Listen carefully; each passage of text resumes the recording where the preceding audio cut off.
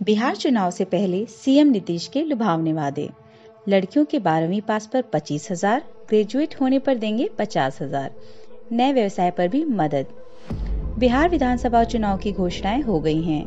ऐसे में सभी दल जनता को लुभाने की कोशिश में जुटे हुए हैं। मुख्यमंत्री नीतीश कुमार ने घोषणा की है कि 12वीं पास करने पर लड़कियों को 25,000 और ग्रेजुएशन पास करने पर 50,000 रुपए का इनाम राज्य सरकार देगी।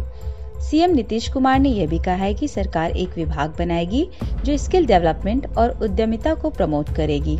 आईटीआई और पॉलिटेक्निक संस्थान भी इस विभाग के अंदर होंगे। सरकार नया बिजनेस शुरू करने वालों को भी आर्थिक सहायता देगी।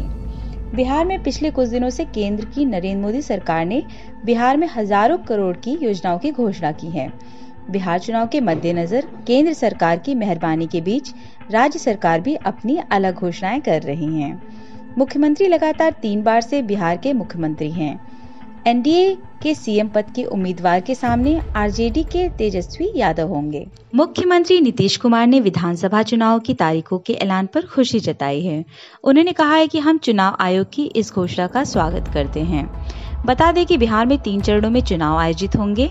पहले चरण के चुनाव 28 अक्टूबर को, दूसरे चरण का चुनाव 3 नवंबर और तीसरे चरण का चुनाव 7 नवंबर को कराए जाएंगे।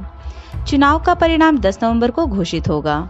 सर्वे में बिहार चुनाव में एनडीए को बहुमत, नीतीश कुमार फिर बन सकते हैं सीएम। एनडीए और महागठबंधन में से बिहार के तख्त पर कौन और कितनी मजबूती के साथ बैठेगा, इसी को ध्यान में रखते हुए जनता का मूड समझने के लिए सी वोटर ने ओपिनियन पोल किया है। बिहार विधानसभा की 243 सीटों में 141, 161 सीटें एनडीए के खाते में जाती हुई दिख रही हैं। वहीं यूपीए को 64, 84 और अन्य को 13, 23 सीटें मिलने का अनुमान है। 2015 में एनडीए को 30.4% और यूपीए को 46.7% वोट मिले थे, लेकिन 2020 में एनडीए का वोट शेयर 44.3%, जबकि यूपीए का 34.4% रहने की उम्मीद है।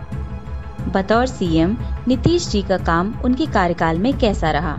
इस सवाल के जवाब में 28% जनता ने कहा कि अच्छा रहा, तो वहीं 27% ने औसत बताया।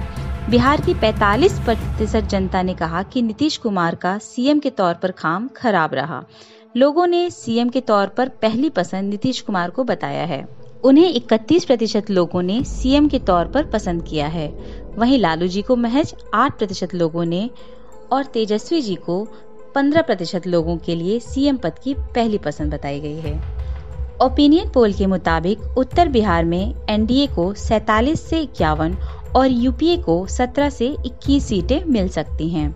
अन्य के खाते में 4 से 6 सीटें जीती जा सकती हैं। 2015 में इस क्षेत्र में यूपीए ने एनडीए के मुकाबले लगभग दोगुनी सीटें जीती थी। यूपीए के खाते में 44 सीटें आई थी, तो वहीं एनडीए सिर्फ 25 सीटों पर विजयी हुआ था। अन्य 4 सीटों पर भी बढ़ोतरी मिली थी। उत्तर बिहार में विधानसभा की सबसे ज्यादा 73 सीटें हैं। इन 73 सीटों में भी एनडीए को भारी बढ़त मिलती हुई दिख रही है। उत्तर बिहार में एनडीए को 47 से 51 सीटें मिल सकती हैं, तो वहीं 17 से 21 सीटें यूपीए को मिलने का अनुमान है। साल 2020 में मगध, भोजपुर में वोट प्रतिशत के अनुमान की बात करें तो एनडीए को 44.5%, यूपीए को 33.6% और अन्य को 21.9% वोट मिलने का अनुमान है। मगध भोजपुर इलाके की 69 विधानसभा सीटों में भी लालू यादव की पार्टी का गठबंधन पिछड़ता हुआ दिखाई दे रहा है। इस इलाके में एनडीए 39 से 43, यूपीए 20 से 24 और अन्य 5 से 7 सीटों पर जीत हासिल कर सकते हैं।